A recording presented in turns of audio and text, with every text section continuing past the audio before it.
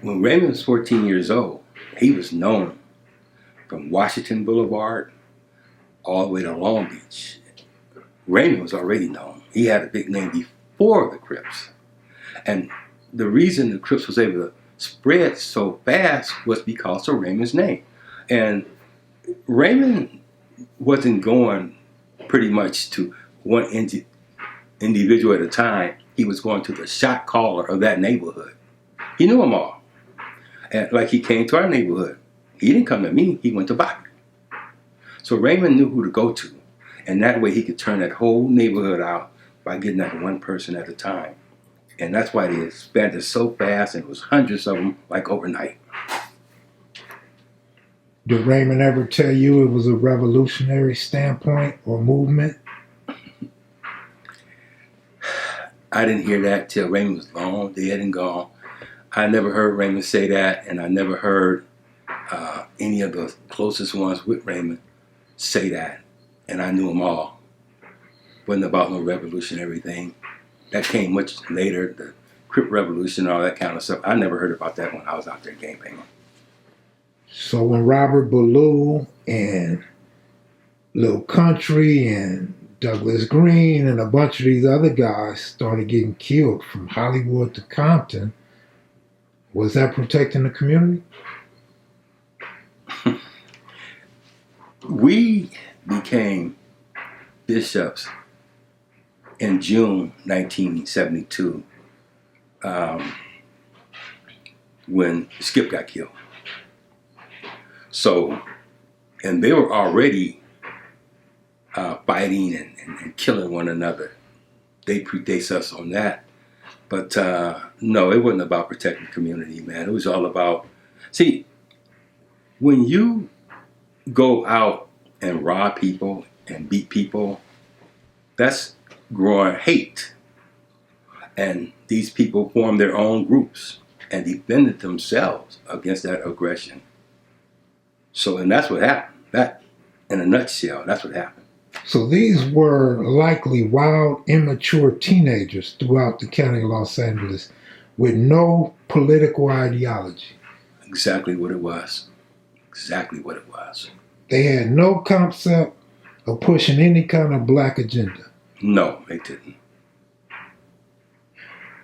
Are 14 and 15-year-olds' brains developed enough to lead in a way of black revolutionaries back in those days? I would say no. I mean, you had older guys around, such as the Black Panthers Party, but you have to understand that the Panthers and was having problems with the US organization at that time. So the police raiding the Panthers and the US with the FBI, as it came out later. Ron Karenga was a paid informant for the FBI and created situations with the Panthers, and that really divided the people. And by dividing the people, it made it so easy for the Crips to do what they did. The key might be the older guys were Panthers, right? Exactly. Apprentice Bunchy Carter. Bunchy, yeah.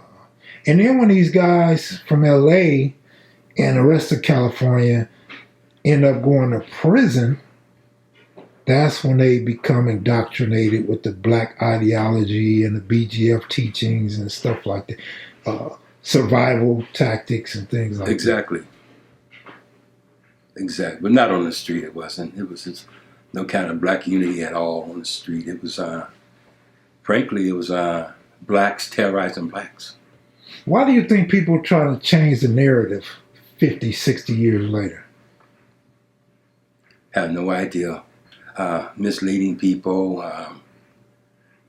from the reality of what really happened in those days. And to me, it's disturbing. I hear it all the time.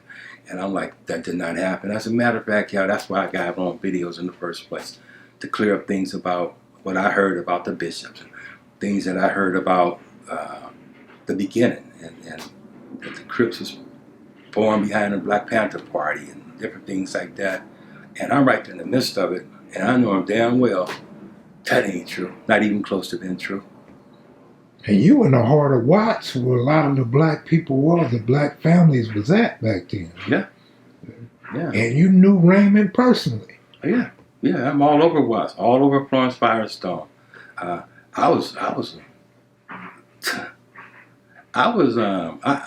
tell people that I had demons. I had demons. I used to have visions of things crossing my pathway, and I would always tell my mother, I see these things. And she would just say, Jim, say, Lord have mercy. That's what we used to do in the South. And I would think that there was little demons in my path. But I think all of us might have had them because, when you're drinking and putting all this poison in your system, man, it's so easy for wickedness to come within you. Yeah. But I knew them all. I'm in projects. I'm in from the Pueblos to Liso Village, Nicholson's and Pure. I'm everywhere. I'm everywhere. So I knew them all. I had relationships, friendships with all the would-be leaders of the different sets. So I knew them all. So when you was coming up, let's say 72 to 75, you never heard of Community Revolution in Progress? No. And you still had friends that were Crips? Oh, yeah, always will. Duck? How about Tyrone Tate now? Interesting. Tyrone Tate, in his interview, he said Bobby Lavender was his boy. And that's true. Pee Wee Dixon, the second in charge, I used to go by his house very often with his brother Roosevelt. My family is loaded with reputable Crips. I mean, it's loaded. Fort Trays, Main Street, name them. I got families in all of them. Don't forget the Raymonds. Oh, I can't forget the Raymonds. I got a lot of loved ones with the Raymonds, man. I mean, since they were babies. I mean, I got a lot of connection with the Raymonds. How did you know that, Kev? Your nephew. Okay. We had talked about it before. Oh, okay. Up at Helen Keller Park. Oh, yeah. So, so I tell people, I tell people this. Some people have said, well, Jimmy Lavender's a Crip hater. Nah, not true. What I hated was what Raymond done started. That's what I hate. When I pass by cemeteries and talk to my buddies that's never going to get out of prison. Life's gone. I hate it. I got cousins who've been killed out there behind this foolishness. I hated it. So, and that's what I meant by I hate it. I never said I hated Raymond. I don't hate Raymond. I hated being called a Raymond hater.